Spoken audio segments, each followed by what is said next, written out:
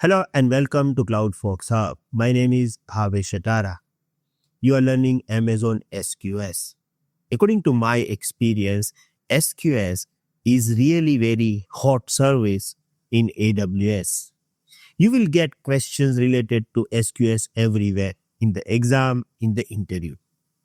And I don't want you to miss any concepts related to SQS in this course, and that's why I'm keep adding new concepts every day. And today we are going to talk about one of this concept. The concept is priority processing with Amazon SQS. Let's understand this entire concept with real world scenario.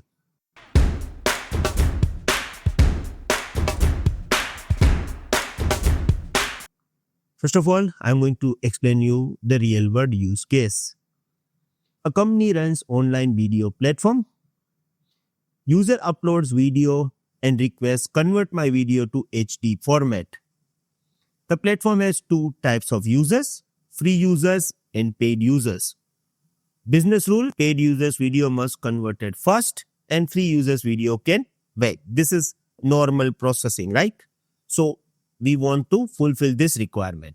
Now, let's start and understand this entire process. I'm going to start with producer. When user click convert a video, the application backend, in our SQS terminology, we call it producer, receives request. The backend producer decides is this paid user or free users. So we can say that our producer is aware about user. So here backend create a job, convert the video XYZ to HD, and backend is aware about free and paid user, right? Okay. Now, priority handling paid versus free users. The requirement is simple. Paid job must be processed first and free job should be processed only when paid load is low.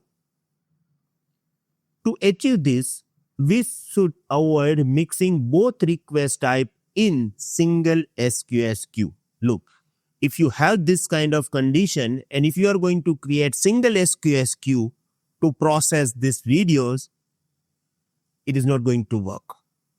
Why? Because request gets processed in arrival order. In normal SQS queue, whatever the message is coming first, it is going to process first, right? So you cannot set a priority. And if we cannot set a priority, then the paid user can end up waiting behind free user because free user requested first, then the paid user requested. So queue is going to process free user first and then the paid user, and at the end, free user is enjoying the fast process and paid user is waiting. Okay. So solution, separate queues for paid and free request, and worker always consume paid queue first. Look at this picture now. Here we have producer. Producer is aware about paid and free. Now, whenever producer wants to push any message, it will verify. If the user is paid, it is going to send this message into the paid queue. If the user is free, it is going to send this into the free queue, right? So we need to create multiple queue. Now, single queue cannot fulfill this requirement. So let's understand the proper architectural design, separate queues. First of all, you need to understand that Amazon SQS does not support priority inside single queue. Means in the SQS, you cannot set a priority for messages inside queue. So we create priority using multiple queues. One paid video conversion queue for high priority, means for paid customer, and free video conversion queue, low priority for free user. How priority works? First of all, I'm going to explain you how priority works, but keep this in mind. Again, Amazon SQS does not understand priority, does not know paid versus free, only store and deliver message. Priority logic lives outside of SQS. So now we have two queues, but SQS don't differentiate them, right? For SQS, it is just a queue. There is no priority for the queue as well. So priority logic lives outside SQS, means back. So the simple is priority logic is actually lives inside consumer, right? Worker is aware about paid and free, right? And worker is going to add messages if the user is paid into the paid queue. If the user is free, it is going to push this message into the free queue. SQS is not going to give priority to any queue, but then here the worker node is playing important role, right?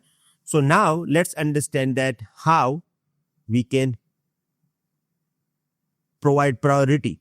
So what I am doing right now, I am going to explain you two different examples. The first is priority with worker application non-lambda. It means we have our EC2 instance as a worker node and how it is going to set a priority over here in the worker node. Okay. Because lambda is working differently. So that's why I have two examples. In traditional worker-based system, traditional means you have worker application running inside EC2 instance. Worker polls paid queue first. If paid queue is empty, poll free queue. Logic is written in consumer code, right? So here inside EC2 instance, we have worker application running and we can write polling logic over here. So what we are saying that, okay, if you want to process message or if you want to pull message, go to the paid queue first. If there is no message in the paid queue, then you can go to the free one. Okay. Here it is a wrong icon, but it is EC2 worker. Okay. So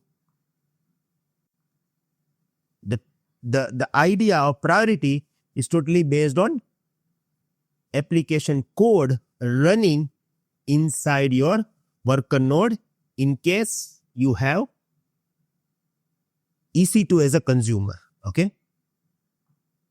That means you cannot set priority inside SQS console. You cannot tell SQS process the queue first. So effectively, worker always finish job first and free jobs only run when paid queue is empty. So all the logic we have is inside consumer's application. And if we have EC2 instance, we can write this logic inside the consumer application and you are aware about it. But what if I have lambda? Why I am telling you? Because in previous video as well, I explained you that when we are using lambda, it is working differently. It is based on event trigger. Okay. So now let's understand the problem when we have lambda. Introduction of problem. Thanks for watching.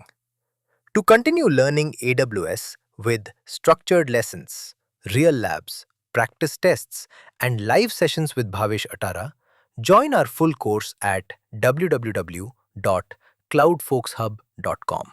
For any help, call 982-575-7737. All course details are provided in the description.